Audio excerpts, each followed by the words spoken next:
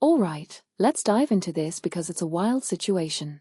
Chelsea's squad is stacked. Like, absurdly stacked.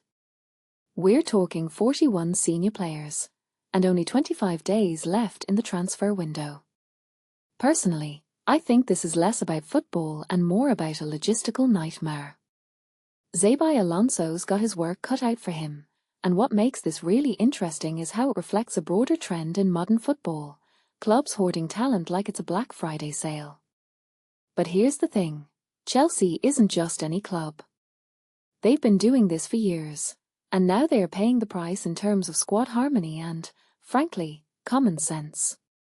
From my perspective, the real issue isn't just the numbers, it's the why. Why do they have so many players? Well, historically, Chelsea's strategy has been to buy young, sell high, and keep a revolving door of talent. But with no European football this season, that model looks shaky. In my opinion, this is where the club's ambition collides with reality. They've spent £1.8 billion on players in the last 4 years, but without Champions League revenue, that's a risky game. What many people don't realise is that player trading isn't just a side hustle for Chelsea, it's a necessity to balance the books. Now, let's talk about the players on the chopping block. Names like Bajishile, Desai, and Gusto are floating around, and what this really suggests is that Chelsea is willing to let go of some serious talent. But here's where it gets tricky, putting a £75 million price tag on Gusto? That's bold. In my opinion, they're overestimating the market, especially with so many players up for sale. If you take a step back and think about it, this isn't just about trimming the squad, it's about sending a message to the market and to their own fans. One thing that immediately stands out is the overlap in positions. 9 centre-backs? Seriously? Alonso's got to cut that down to 4 or 5, and that's going to be brutal. Personally, I think the biggest challenge isn't just who to sell, but how to maintain morale among the players who stay. Imagine being a Chelsea player right now, you're either on the block or wondering if you're next. This raises a deeper question. Is this sustainable?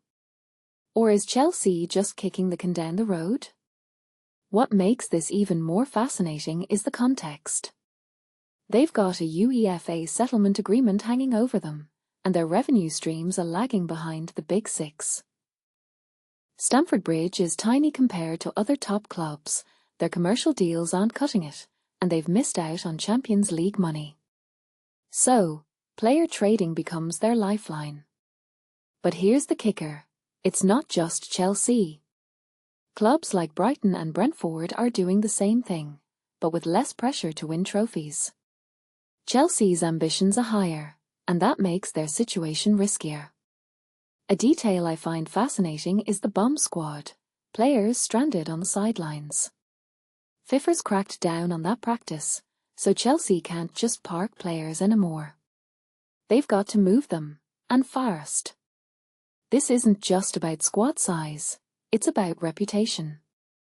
If they mishandle this, it could send a bad signal to future signings. So, where does this leave us? Chelsea's projected squad still looks strong, but the uncertainty around players like Fernandes and Mudryk adds another layer of complexity. In my opinion, the next few weeks will define Alonso's tenure. Can he balance the books, keep the squad happy, and still compete? It's a tall order, and what many people don't realise is that this isn't just a Chelsea problem, it's a symptom of modern football's obsession with hoarding talent. Closing thought, Chelsea's situation is a cautionary tale. When you stockpile players like their collectibles, eventually, you've got to deal with the fallout. It's not just about who stays or goes, it's about whether this model is sustainable in the long run. Personally, I think we're watching a club at a crossroads, and how they handle this will say a lot about their future. What do you guys think? Let me know in the comments below.